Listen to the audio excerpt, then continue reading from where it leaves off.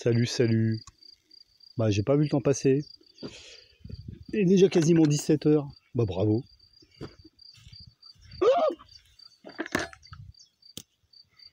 Il paraît que quand on casse que les têtes des fougères, elles se fatiguent à essayer de repousser. Et qu'après, elles abandonnent. Bon, ça fait 6 ans que je suis là. J'avais une vidéo. J'avais fait une vidéo en arrivant, mais avec un vieil appareil photo caméra. Je sais pas si je l'ai encore. C'était pas comme ça.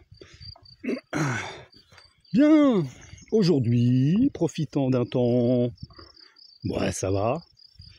Je préfère ça que 35 degrés d'un coup.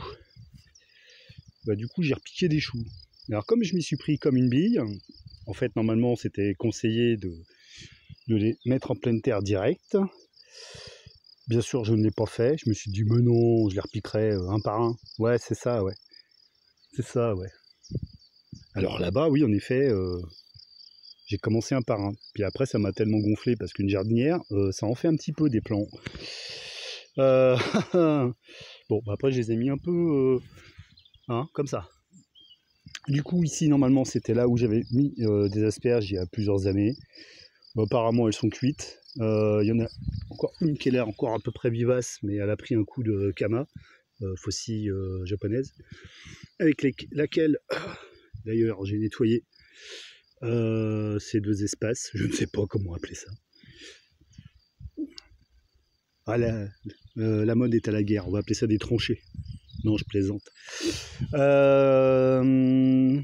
Et puis du coup, bah, j'en ai mis là, j'en ai mis là aussi. J'ai encore une tranchée là-bas que je viens de retourner à coup de, enfin de nettoyer et retourner à coup de bignette de compète. Bon, comme je le fais régulièrement, la terre est meuble, c'est plutôt pas mal.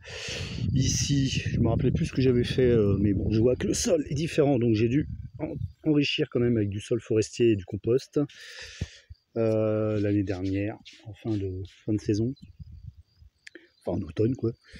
Voilà. Bon, il m'en reste encore une jardinière à mettre. Bon, une jardinière à la fois, comme a dit Lao Tse, si jardiner Lao Tse. Jésus aussi d'ailleurs, puisqu'il a dit à chaque jour suffit sa jardinière, ou un truc dans le genre. Bon bah du coup, du maïs, il me reste encore tout ça à repiquer. Faut que j'en garde, c'est vrai, j'ai une voisine qui en veut. Elle devait passer hier, mais elle a vu le temps. Cela ne s'est pas fait. Donc bah là, je vais repiquer du maïs. Alors je pense que c'est un peu en vain, parce que l'année dernière, puis l'année d'avant d'ailleurs, il n'y a vraiment que sur bâche, ces deux bâches là, je crois, où le résultat était vraiment pas mal. Je me souviens, si, il me semble que c'était pas trop mal sur les autres bâches aussi. Mais vraiment là, il y a de l'humidité qui reste, même en plein été. Je suppose qu'il y a un énorme caillou en dessous et qu'il reste de l'eau en fait entre la terre et le caillou. Parce que ici, normalement, en Creuse, il n'y a pas trop de nappe phréatique. Et donc là, en ce moment, c'est super humide, forcément, il pleut tous les jours. Mais l'été, du coup, le sol est archi sec, quoi.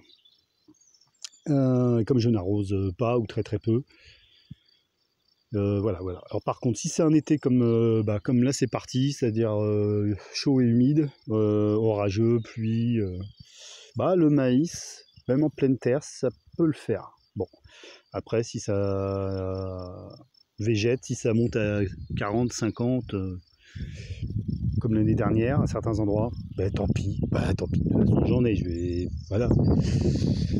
Bon, voilà, blablabla, mais bon, il va falloir que je m'y remette, j'ai du mal. J'ai du mal. Bon, si, allez, je m'y remets. Ciao.